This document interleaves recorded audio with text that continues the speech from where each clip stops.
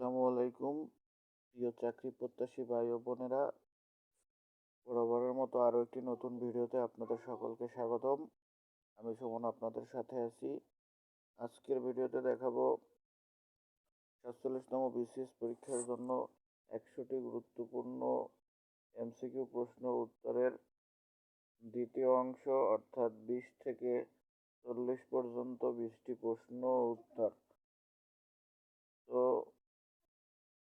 ১০০টি গুরুত্বপূর্ণ প্রশ্ন উত্তর পেতে আমার চ্যানেলটি এখনই সাবস্ক্রাইব করে রাখুন এবং সম্পূর্ণ ভিডিওটি দেখুন, তা না হলে শিখতে পারবেন না।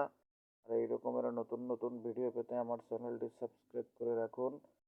এখানে আপনি আমার ভিডিওতে বাংলা, অঙ্ক, ইংরেজি, সাধারণ জ্ঞান, নৈতিকতা ও মূল্যবোধ সকল বিষয় থেকে বিসিএসের একটি পূর্ণাঙ্গ প্রস্তুতির ভিডিও আপলোড করা হবে। তাই শিখতে এখনই আমার চ্যানেলটি সাবস্ক্রাইব করে রাখবেন। তো চলে যাচ্ছি মূল ভিডিওতে। ২১ নম্বর প্রশ্নটি হচ্ছে তথাকথিত আধুনিক বাংলা সাহিত্য। এর আগেও কিন্তু একটি পর্ব আছে ১ থেকে ২০ পর্যন্ত আমার ভিডিওর তে দেওয়া আছে এবং ৪৭তম বিসিএস একটি প্লেলিস্ট ক্রিয়েট করা আছে। সেখান থেকে আপনারা চাইলে ধারাবাহিকভাবে ভিডিওগুলো দেখে আপনাদের প্রস্তুতি আরও একদম শূন্য থেকে শুরু করে বিসিএস প্রস্তুতি নিতে পারবেন। তো এখনই শুরু করছি। তথাকথিত আধুনিক বাংলা সাহিত্যকেও প্রভাবিত করেছিলেন কোন দুটি বিষয়ের সংমিশ্রণ? উত্তর হবে সামাজিক ও রাজনৈতিক ২১ নম্বরে। ২২ নম্বরে কোথায় প্রথম বাংলা সংবাদপত্র প্রকাশিত হয়? উত্তর হবে কলকাতা। ২২ নম্বরে কলকাতা, নাম্বার কলকাতা। ঋষি বঙ্কিম ঋষি বঙ্কিমচন্দ্র চট্টোপাধ্যায়ের বঙ্গদর্শন কি ধরনের গ্রন্থ? প্রবন্ধ গ্রন্থ। প্রবন্ধ। উত্তর হবে ডি প্রবন্ধ। শরৎচন্দ্র চট্টোপাধ্যায়ের দেবদাস কাহিনীর মূল চরিত্র কে? 4টি অপশন দেওয়া আছে।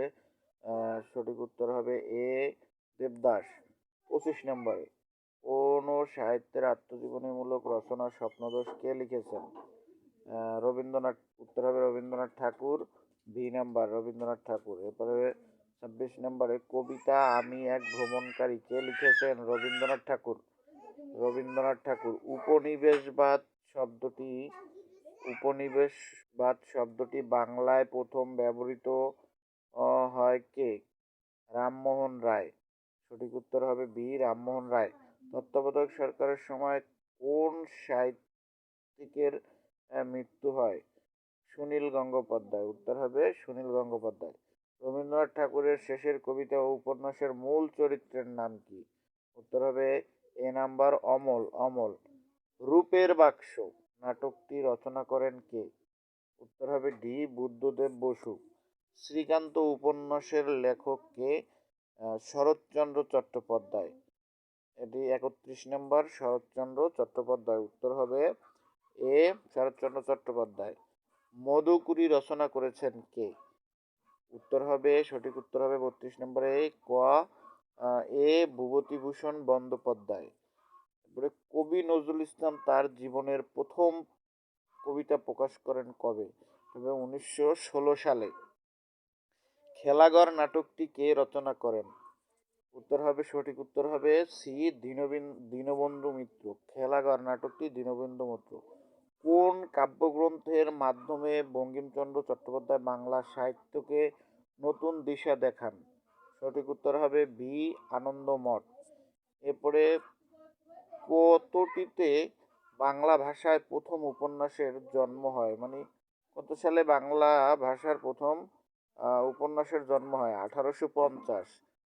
কাব্যশিল্পের গঠন সংক্রান্ত প্রথম বইটির নাম কি? কাব্যশিল্প। এ নাম্বার কাব্যশিল্প। বঙ্কিমচন্দ্র চট্টোপাধ্যায়ের প্রথম ধর্ম সাহিত্য কোন সাহিত্য গোষ্ঠীর অন্তর্গত? ধর্মতত্ত্ব। বাতায়ন শব্দটি কে রচনা করেন? সঠিক উত্তর হবে ডি বুদ্ধদেব বসু। বৈরাগী কাব্যগ্রন্থটি কে রচনা করেন? কাজী নজরুল ইসলাম। সঠিক উত্তর হবে ডি কাজী নজরুল ইসলাম। এরকমের করে ধারাবাহিকভাবে ১০০টি প্রশ্নই আপনাদেরকে দিব ইনশাল্লাহ। তো এই রকমের আরও ভিডিও পেতে বা এই বিসিএস এর সম্পূর্ণ প্রস্তুতি নিতে আমার চ্যানেলটি এখনই সাবস্ক্রাইব করে রাখুন। এই ছিল আজকের ভিডিও। ভিডিওটি যদি ভালো লেগে থাকে তাহলে অবশ্যই শেয়ার করে বন্ধুদেরকেও দেখার সুযোগ করে দিবেন, যাতে তারাও খুব সুন্দরভাবে একটা প্রস্তুতি নিতে পারে। তো আবারও দেখা হবে পরবর্তী ভিডিওতে। সেই পর্যন্ত ভালো থাকুন, সুস্থ থাকুন। আল্লাহ হাফেজ।